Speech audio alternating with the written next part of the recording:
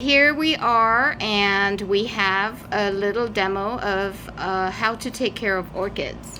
Yeah, so as you can see, this is the Lego Icons Orchid. You can get it on the Lego website for $49.99.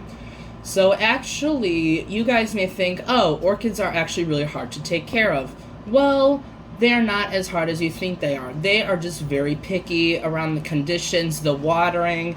So if you actually look at this orchid, this is actually not really accurate, but it's accurate enough to show you how to take care of it.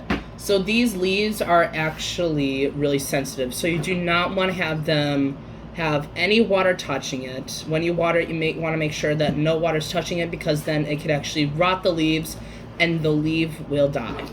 Another thing is that you're supposed to have these leaves in a bright, indirect light. These have sunburn so easily, and my mother has sadly gone through enough orchids, and it was just a mess. And these, you may think, oh, what the heck are these? These are aerial roots, and these are really helpful for the orchids so they can breathe. As it comes to the mixture, if you are repotting your orchid, never use soil. You want to get certified orchid bark, and for this type of orchid, this Lego orchid is supposed to represent a Phalaenopsis orchid.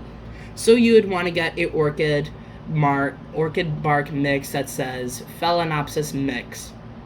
So once you do, I have my orchid bark in my hand. Well, not really bark, but just Lego blocks. And then you would just want to sprinkle it around and make sure it gets in all the crevices. And when it comes to the roots, you want to make sure your roots are green and teal. If it's ever a brown and a black, they are rotted, and you might want to cut them off, because the rot could actually spread and further infect the orchid. So yeah, it's pretty much simple as that. But you guys may think, oh, what if the blooms die? Well, if these blooms die, the very end of these spikes will slowly start to yellow, and what you would want to do is cut the spike all the way down to the end of the stem, and then it'll take about another year to 11 months to grow new, larger orchid blooms. So thank you so much for listening, and I hope you guys have a fantastic day. Sending love from Long Beach. Thank you.